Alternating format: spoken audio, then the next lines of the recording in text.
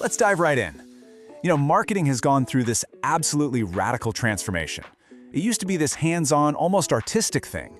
And now it's a hardcore data-driven science. And believe it or not, we're in the middle of its biggest shift yet, all thanks to AI. Today, we're going to unpack that whole journey. So let me just start by asking you a really simple question. Think about all the time, all the effort you pour into promoting your business. Seriously, is your marketing actually working for you? Or does it feel like you're just constantly working for your marketing? That feeling, that tension, that's really at the heart of what we're talking about today. Okay, so to make sure we're all on the same page, let's just nail down the basics. At its core, marketing really has one super clear goal. You've got to acquire, satisfy, and then retain your customers. That's it.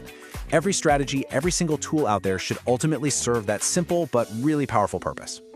But how we get to that goal? Well, that has changed a lot. The first massive evolution was this fundamental shift in focus, away from the company and putting the spotlight squarely on the customer.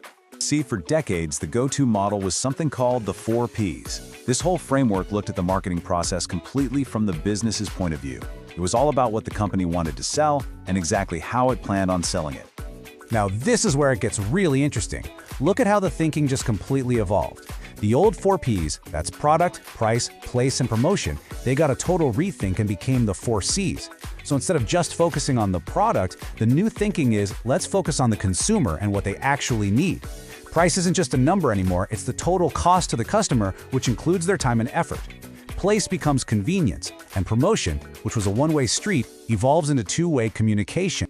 So the real takeaway here is this. The modern 4 Cs model gets that successful marketing doesn't start with what you want to sell. No, it starts with truly understanding what the customer actually wants to buy. It's a total flip, an outside-in approach, not inside-out. Okay, so marketing's focus shifted to the customer. Got it. But what about the product itself? Well, marketers figured out that products also have this kind of predictable journey. And if you understand that journey, you're way ahead of the game. We call it the product life cycle. Just think of a product's life like a story with 4 chapters. It kicks off with the introduction, where you're spending a ton of money just trying to get people to notice you. Then, hopefully, you hit the exciting growth phase. Sales are climbing, but hey, now competitors are showing up. Maturity is when you hit that plateau. Everyone knows who you are, and the whole game shifts to loyalty. And finally, there's decline, when you have to make a tough call, innovate and reinvent, or just gracefully exit the stage. Now these frameworks, the 4 Cs, the product lifecycle, they are brilliant in theory. I mean, they make perfect sense. But here's the modern challenge. The digital world has made trying to execute on these principles insanely complex. The number of channels, the flood of data, it's just a lot to handle. So let's get real. If you're a business owner right now with all this in mind, how do you actually apply these ideas? How in the world do you manage that communication C or that promotion P when there are like a dozen different platforms all screaming for your attention and your ad budget? For most businesses today, a huge piece of that puzzle is digital advertising, and that usually means Google Ads. And this, right here, is where those clean, simple theories often crash head-on into a messy, complicated, and super time-consuming reality. I bet if you've ever tried to manage a Google Ads account yourself, this slide just hits home. First, there's the sheer amount of time you lose manually tweaking bids and keywords every single day. Then you have the knowledge gaps, where one tiny mistake with a keyword can literally waste thousands of dollars. And then there's what we call the non-expert penalty, where Google's own system might flag or throttle your account just because it isn't perfectly optimized by pro. It's tough. But this complexity, this challenge, is actually what's pushing marketing into its next evolution. The answer isn't to just work harder, it's to work smarter. It's about using tools that can handle all that complexity for us. And that solution, you guessed it, is AI-driven automation.